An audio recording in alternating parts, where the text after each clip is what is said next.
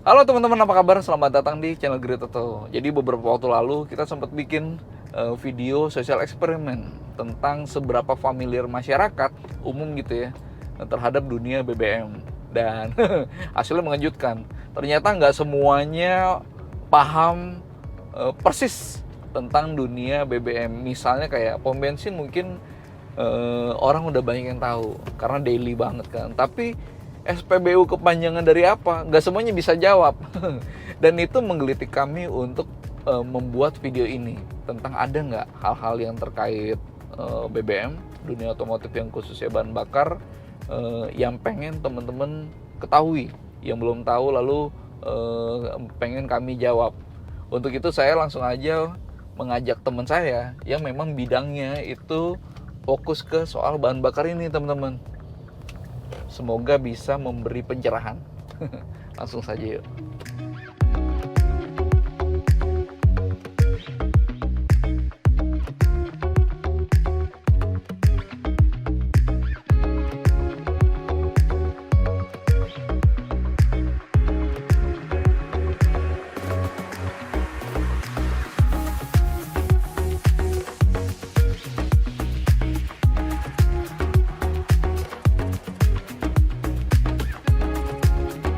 Sisi, Halo Mas, gimana kabar? baik. Sehat ya? Sehat. Jadi ada teman-teman yang di Great Auto itu ada yang nanya di kolom komentar. Oke. Ada beberapa pertanyaan dan pengen gue sampein ke lo, mudah-mudahan bisa menjawab pertanyaan teman-teman yang lagi nonton. Oke. Pertama, gimana sih cara milih BBM yang pas buat mobil? Oke. Kalau cara milih BBM yang pas buat mobil itu sebenarnya intinya adalah kita harus mengikuti rekomendasi dari produsennya atau pabrikannya. Oke. Gitu. Jadi itu biasanya bisa dilihat di buku manualnya atau di Di tutup tangki ya. Nah, jadi kalau produsen itu tuh biasanya emang udah merekomendasikan, biasanya kan dalam bentuk octane number ya atau RON. Kalau misalnya diesel ya setan number gitu kan. Itu tuh emang udah sesuai dengan spesifikasi engine-nya itu sendiri. Jadi kayak kompresinya udah sesuai dengan RON segitu gitu ya. Tadi kompresi engine-nya, terus juga settingan air fuel ratio-nya, terus waktu nyala businya macam-macam lah sebenarnya. Gitu. Jadi parameter-parameter yang di mobil ini, di engine-nya utamanya itu emang udah sesuai sama rekomendasinya, sehingga jadi kayak lebih hemat juga, emang udah paling performanya juga udah paling optimal gitu. Nah kalau misalnya kayak misalnya nggak sesuai gitu ya, itu misalnya macam-macam sih, ada yang kalau kerendahan atau ketinggian RON-nya gitu misalnya. Kalau misalnya kerendahan itu biasa kan knocking, mungkin yang banyak orang-orang tahu atau bahasanya ngegelitik gitu. Detonasi. Detonasi. Itu jahat tuh ya sih. Itu jahat. Ya. Karena kan dia ngeledak di tempat yang tidak seharusnya gitu intinya ya, knocking itu. Nah itu bisa merusak engine lebih ke arah sana. Kalau pakai bahan bakar yang lebih tinggi oktannya dari pabrikan itu sebenarnya nggak bakal ningkatin performa dari kendaraan sih. Terus juga kan harganya lebih tinggi juga ya kalau buat oktan yang lebih tinggi. Jadi kayak menurut gue jadi nggak ada untungnya gitu sih. Jadi yang bisa disimpulkan adalah ya sesuai dengan rekomendasi pabrikan. Itu udah paling benar tuh ya. Itu udah paling benar. Sudah paling optimal, dan teman-teman bisa ngelihatnya di buku manual. Betul. Atau juga di beberapa mobil ditempel tuh di tutup tangki. Iya. Oke, sekarang pertanyaan kedua nih sih. Jadi ada yang nanya soal oktan booster. Oktan booster itu kan banyak ya di pasaran gitu. Betul. Ya. Bahkan di mall pun juga ada yang jual gitu. Intinya adalah sebenarnya efektif nggak sih oktan booster untuk ningkatin angka oktan gitu di bahan bakar? Sebenarnya kalau ditanya efektif atau enggak, itu tuh sebenarnya efektif aja. Dia bisa buat ningkatin angka oktan gitu ya. Cuma efektif. Betul. Tapi efeknya tuh banyak, dan apalagi kalau yang di pasaran, kayak maksudnya kan berarti penggunanya ini tuh orang-orang umum lah gitu ya, yang dimana walaupun ada instruksinya biasanya di oktan booster pada umumnya lah gitu, itu tuh tetap oktan booster ini tuh sensitif, dalam artian dia ada persentase tertentu yang membuat si oktannya bisa jadi naik dengan optimum Nah, kalau misalnya kelebihan dikit atau kekurangan sedikit, itu tuh efeknya bisa ini banget, bahaya bener-bener. Jadi biasanya di direction to use-nya tuh ya, kan misalnya dicampur 40 liter atau dicampur 60 liter gitu ya. Nah, awam tuh bisa aja salah komposisi campurannya tuh ya antara bensin dengan oktan booster ya, benar. Jadi kayak kan kalau misalnya di pasaran jadinya nggak kekontrol gitu kan. Jadi itu bahaya banget sebenarnya. Jadi kayak nggak rekomen sih kalau dari gue. Kira-kira apa sih dampak buruknya gitu? Misalnya ke mobil dulu deh. Kalau ke mobil tuh ke engine-nya tuh bisa bahaya, misalnya lebih ke bahan dasarnya sih. Karena juga banyak oktan booster yang bahan dasarnya itu tuh dari logam. Nah, itu tuh bahaya tuh. Jadi kayak misalnya kalau mangan, itu tuh kalau ada bahan dasar mangan dia bisa bikin busi cepat mati.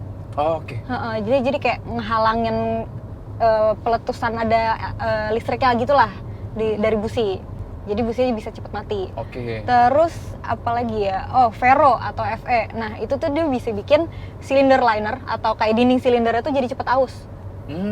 Itu kalau ke engine. Tapi sebenarnya tuh juga ada efek kalau buat ke kesehatan sama ke lingkungan. Tapi parah banget emang kalau misalnya kesehatan. Kayak misalnya bahan dasarnya timbal. Itu tuh bisa bikin autis buat anak-anak. Jadi emisinya kalau misalnya pakai oktan booster yang bahan dasarnya tuh ada timbal ya, nah itu bisa bikin autis ke anak-anak gitu, autisme gitu. Jadi yang bisa kita simpulkan adalah kalau ditanya dia bisa meningkatkan oktan apa enggak, bisa. Tapi memang ada dampak negatif yang mengikuti, kira-kira gitu ya? Betul.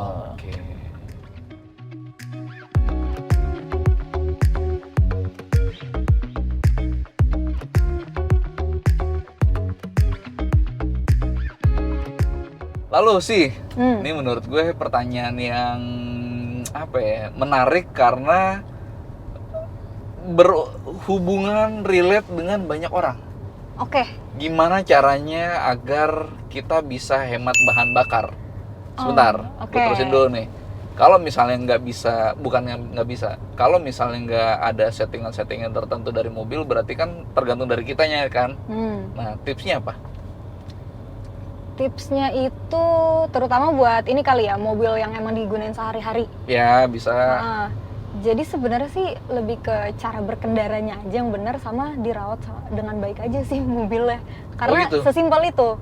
Karena kayak pertama kayak yang tadi gue bilang di pertanyaan pertama, itu kan settingan dari produsen tuh emang udah disetting biar optimum gitu ya. Dan dengan mengikuti rekomendasi dan spesifikasi yang emang udah dikasih, dalam artian berarti keperawatan lah gitu ya, keperawatan mobilnya itu udah optimum dan udah paling hemat sebenarnya.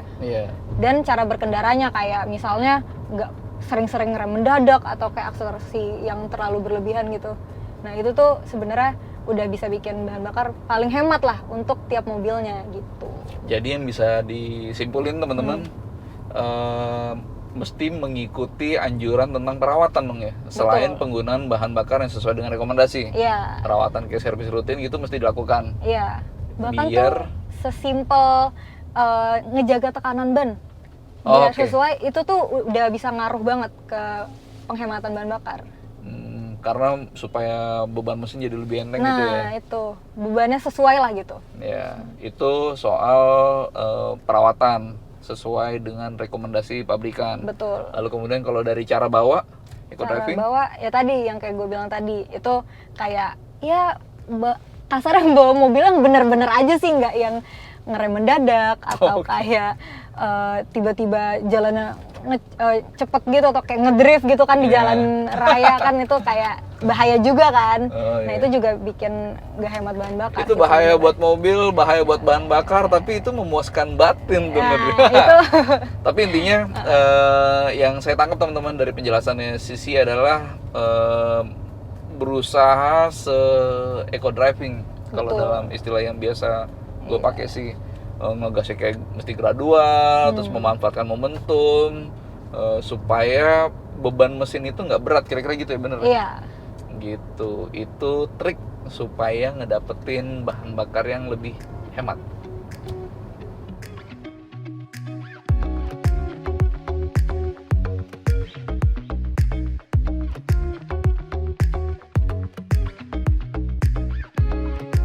lu nih sih, ini ada pertanyaan yang menurut gue juga banyak ditanyain sih. Oke. Campur Ron. Jadi kalau misalnya Pertalite dicampur sama Pertamax Turbo, itu gimana menurut lu? Bisa nggak meningkatkan oktan? Lalu kemudian ada efek lain atau ada dampak lain nggak? Nah, jadi sebenarnya kalau ditanya bisa atau enggak tuh bisa ningkatin oktan. Karena tuh dia ada perhitungannya gitu.